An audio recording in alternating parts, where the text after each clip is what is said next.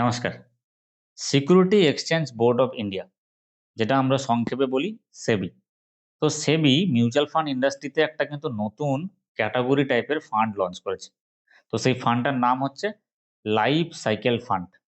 এই life cycle ফান্ডটা কিন্তু আমরা বিগত কয়েকদিন ধরে শুনে আসছি, যারা ইনভেস্টমেন্ট নিয়ে রিসার্চ করেন অথবা অবগত আছেন। তো বেসিক্যালি লাইফ সাইকেল ফান্ডটা এত পপুলার কেন? কেন এই প্ল্যানটা নরমাল মিউচুয়াল ফান্ডের এসআইপি থেকে মাচ বেটার? তো এখানে অনেক রিজনস তো আছে এবং ফিচার্স আছে। সবটা এই ভিডিওতে ডিসকাশনস করব। তো সবার ফার্স্টে যে ডিসকাশনসটা করব সেটা হচ্ছে যে এই ফান্ডটা পপুলারিটির পিছনে অনেক কিছু কারণের বদলে একটা কারণ আমার খুব মনে হয়েছে। কারণ মিউচুয়াল ফান্ডে আমরা যারা ইনভেস্ট করি সেখানে হচ্ছে পার্টিকুলার একটা তো গোল থাকা দরকার। যে ৫ বছর কি ১০ বছর বা ১৫ বছরের প্ল্যানিং নিয়ে আমি মিউচুয়াল ফান্ডটা করছি। বাট এইখানে কি হয়, অনেক হিউজ টাইপের ইনভেস্টর কিন্তু ১ বছর অথবা ২ বছরের মাথায় মিউচুয়াল ফান্ড থেকে রিডিম করে নেয়। এই জিনিসটা কিন্তু সেবির এই লাইফ সাইকেল ফান্ডে আপনি করতে পারবেন না। আর যদিও করেন সেখানে এক্সিট লোড কিন্তু অনেকটাই বেশি। ঠিক এই কারণে ইউলিপ পলিসিগুলো যেভাবে ডিজাইন করা থাকে যে ৫ বছর অথবা ১০ বছর, তারপরেই আপনি পার্সিয়াল উইথড্রল করতে পারবেন বা কিছু পর আপনি 50% উইথড্রল করতে পারবেন টোটাল ফান্ড ভ্যালু থেকে। তো এই লাইফ সাইকেল ফান্ডটাতেও তো কিন্তু সেরকম জিনিসই রয়েছে। আর এই লাইফ সাইকেল ফান্ডটা হচ্ছে একটা ওপেন এন্ডেড ইকুইটি এবং ডেট এবং কমোডিটির মার্কেটের একটা সংমিশ্রণ স্কিম। যেখানে আপনার রিস্ক ক্যাপাসিটিটা অটোমেটিক্যালি রিডিউস করবে। আপনার বয়স যত বাড়বে, যত আপনার ম্যাচুরিটির দিকে আসবে, তত কিন্তু অটোমেটিক্যালি হাই রিস্ক থেকে মডারেট রিস্ক, মডারেট রিস্ক থেকে কিন্তু লো রিস্কে যাবে। ধরুন আপনার বয়স এখন ৩০ বছর, আপনি এই ফান্ডটা রিটায়ারমেন্টের জন্য প্ল্যানিং করলেন, আপনি রিটায়ার করবেন ৬০ বছর বয়সে। তাহলে আপনার বয়স যদি এখন ৩০ হয়, ৬০ এ রিটায়ার করেন, ৩০ বছরের ইন্টারভ্যাল থাকছে। তো এই ৩০ বছরে কিন্তু আপনার ইনিশিয়াল ৫ বছর অথবা ১০ বছর ইকুইটি মার্কেটে ইনভেস্ট করবে। তারপরে যে গ্যাপটা আছে সেটা ডেটে ইনভেস্ট করবে এবং ম্যাচুরিটির ঠিক ৫ বছর বা ৩ বছর ৪ বছর আগে অটোমেটিক্যালি কিন্তু আপনার ফান্ডটা ইকুইটি ডেট থেকে শুরু করে যেখানে ফিক্সড ইনকাম আসবে বা ফিক্সড রিটার্ন দেবে, সেরকম টাইপের অ্যাসেটে কিন্তু অটোমেটিক কনভার্ট হয়ে যাবে। এই সম্পূর্ণ কাজটাই কিন্তু করবে সেবির ফান্ড ম্যানেজাররা। চলুন আজকের এই ভিডিওতে পুরো ডিটেইলস ডিসকাশনস করব সেবি লাইফ সাইকেল ফান্ডের। কোথায় আপনি ইনভেস্ট করবেন এবং এই ফান্ডের আদার্স কি বৈশিষ্ট্য রয়েছে এবং এই ফান্ডটাতে ইনভেস্ট করলে সর্বোপরি আপনার কি বেনিফিটস থাকবে, সেটাই কিন্তু আজকের এই ভিডিওতে ডিসকাশনস করব। ফার্স্ট অফ অল সেভির এই যে নিউ লাইফ সাইকেল ফান্ডটা, তো এই লাইফ সাইকেল ফান্ডটা কিন্তু ৩টে স্টেজে আছে। ইকুইটি, ডেট এবং বাকি যে কমোডিটিস কম্পোনেন্টসগুলো সেগুলো। তো প্রথমে জানবো হচ্ছে এই লাইফ সাইকেল ফান্ডটা অ্যাকচুয়ালি কি? তো লাইফ সাইকেল ফান্ড হচ্ছে একটা open ended solution oriented scheme, যেটা কিন্তু আপনার automatic adjustable fund. Automatic adjustable fund মানে হচ্ছে আপনার যে ফান্ডটা থাকবে সেই ফান্ডটা কিন্তু আপনার রিস্ক ক্যাটাগরি হিসাবে অটোমেটিক্যালি ম্যানেজ করবে। সেটা সম্পূর্ণ দায়িত্ব কিন্তু ফান্ড ম্যানেজারের, আপনার নয়। তো বেসিক্যালি এই ফান্ডটা কিন্তু আপনি যদি রিটায়ারমেন্টের জন্য প্ল্যানিং করেন তাহলে কিন্তু ওয়ান অফ দ্য বেস্ট কি পয়েন্ট হতে পারে। এছাড়া আপনার চিলড্রেন বা সন্তানের এডুকেশন হতে পারে, হায়ার স্টাডিজ হতে পারে বা ম্যারেজ হতে পারে, হোয়াট এভার এনি রিজনস, আপনি কিন্তু এটা লং টার্মের জন্য ইনভেস্টমেন্ট করতে পারেন। সেক্ষেত্রে আপনার একটা পোর্টফোলিও কিন্তু ভালো রকমভাবে গেইন হবে। সেকেন্ড যেটা প্যারামিটার, আমি হচ্ছে এখানে টপ 4 ফিচার্স নিয়ে ডিসকাশনস করব। ফিচার্স তো অনেকগুলোই আছে, যেই ফিচার্সগুলোর মধ্যে আমি বেছে 4টে এমন প্রধান ফিচার্স যেটা কিন্তু আপনার জেনে রাখা দরকার। নাম্বার 1 হচ্ছে এখানে কিন্তু একটা ফিক্সড পিরিয়ড আছে। ফিক্সড পিরিয়ড মানে হচ্ছে একটা টেনিওর। যেভাবে আমরা ইউলিপ পলিসির ক্ষেত্রে দেখি ইউনিট লিঙ্ক ইন্স্যুরেন্স প্ল্যানগুলোতে, যেখানে মিনিমাম পার্সিয়াল উইথড্রল করার জন্য ৫ বছর আপনাকে সময় দিতে হবে এবং পলিসির মেয়াদ থাকে ১০ বছর মিনিমাম, ১৫ বছর, ২০ বছর থেকে শুরু করে ২৫ বছর অবধি। তো এক্ষেত্রেও কিন্তু এই ফান্ডটার ক্ষেত্রে সেম। এই ফান্ডটার ক্ষেত্রে মিনিমাম যেটা টেনিওর থাকবে ৫ বছর এবং ম্যাক্সিমাম টেনিওর থাকবে ৩০ বছর। সেকেন্ড জিনিস হচ্ছে automatic glide path. Automatic glide পাথটা কিন্তু খুবই ইম্পর্টেন্ট একটা জিনিস। যেহেতু এই ফান্ডটা লাইফ সাইকেল ফান্ড, সেই লাইফ সাইকেল ফান্ডে যেখানে আপনার যে অ্যাসেটে ইনভেস্ট হবে, সেই অ্যাসেট ইনভেস্টমেন্ট যে অ্যালোকেশনসটা সেটা কিন্তু অটোমেটিক্যালি রিস্ক ফ্যাক্টর অনুসারে high to moderate, moderate to low, এটা কিন্তু অটোমেটিক্যালি আপনার পোর্টফোলিওতে সাহায্য করবে ইনবিল্ড করার জন্য। যেখানে আপনার যদি বয়স কম হয় সেক্ষেত্রে আপনার হাই রিস্ক থাকবে।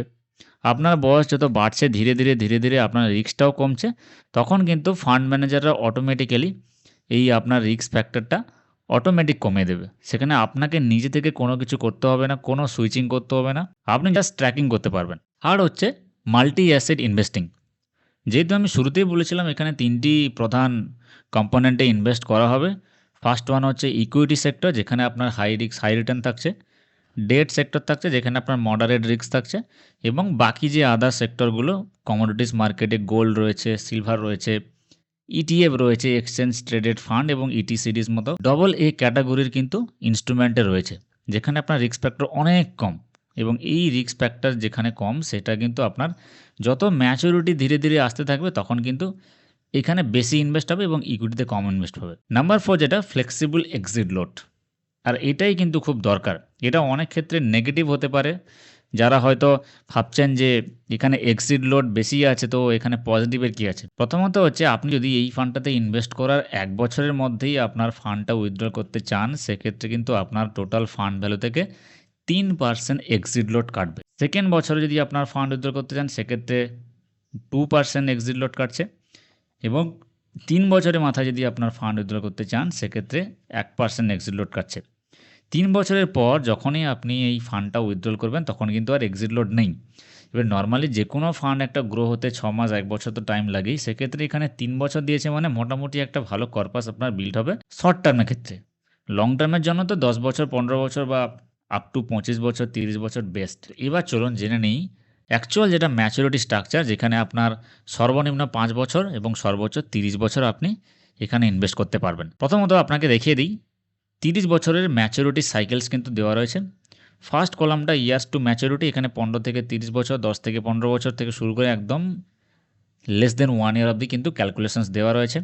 সেকেন্ড কলামটাতে ইনভেস্টমেন্ট ইন ইকুইটি, যেখানে আপনার হাই রিস্ক জোনে কত পার্সেন্টেজ ইনভেস্টমেন্ট হচ্ছে ইকুইটি সেগমেন্টে, সেটা এখানে দেওয়া রয়েছে। থার্ড কলামটাতে ইনভেস্টমেন্ট ইন ডেট, যেখানে মডারেট রিস্ক মডারেট রিটার্ন, তো এখানেও কিন্তু পার্সেন্টেজ দেওয়া রয়েছে। আর সবার লাস্ট কলামটাতে ইনভেস্টমেন্ট ইন গোল্ড, সিলভার এবং ইটিএফসে, যেখানে পার্সেন্টেজ দেওয়া রয়েছে। ধরুন আপনি ১৫ বছর থেকে শুরু করে ৩০ বছরের ম্যাচুরিটি পিরিয়ড চয়েস করেছেন, সেক্ষেত্রে আপনার প্রথমেই কিন্তু 65 থেকে 95% ইকুইটি মার্কেটে ইনভেস্ট হবে, 5 থেকে 25% আপনার ডেটে ইনভেস্ট হবে, এবং ইনভেস্টমেন্ট ইন আদার্সে 0 থেকে 10% অবধি। যখন আপনার ১০ থেকে ১৫ বছর হচ্ছে, তখন কিন্তু 65 থেকে 80%, এবং সেমভাবে আপনার পার্সেন্টেজ দেখতে পাচ্ছেন। ৫ থেকে ১০ বছরে 50% থেকে 65, ৩ থেকে ৫ বছরে 35 থেকে 50, কিন্তু তখনই দেখুন ইনভেস্টমেন্ট ইন ডেটে 25 থেকে 50, এবং ১ থেকে ৩ বছরের মাথায় যখন ম্যাচুরিটি অলমোস্ট হতে চলছে আর ১ বছর বাকি বা ৩ বছর বাকি, তখন কিন্তু ইকুইটি সেগমেন্টটা ধীরে ধীরে কমছে, ডেট সেগমেন্টটা ধীরে ধীরে বাড়ছে, এবং যখনই আপনার ম্যাচুরিটি হতে জাস্ট ১ বছর বাকি বা ৫ মাস, ৬ মাস, ৭ মাস বাকি, তখন কিন্তু অটোমেটিক্যালি আপনার ইকুইটি সেগমেন্টে পার্সেন্টেজটা কমিয়ে দিচ্ছে ৫% থেকে শুরু করে বিলো 20%, যেখানে আপনার ডেট সেগমেন্টটাতে 25 থেকে 65 হয়ে যাচ্ছে। দ্যাট মিনস ওভারঅল যেটা মোরাল অফ দ্য স্টোরি দাঁড়ালো, যে যখন আপনার বয়স কম থাকছে বা যখন আপনি শুরুর দিকে করছেন, তখন কিন্তু আপনার ইকুইটি সেগমেন্টে বেশি ইনভেস্ট হচ্ছে, কারণ তখন আপনাকে ইনভেস্টমেন্ট যত বেশি ইকুইটিতে আসবে, তত বেশি আপনার রিটার্ন প্রসপেক্টিভ বেশি থাকবে এবং রিস্কও বেশি থাকবে।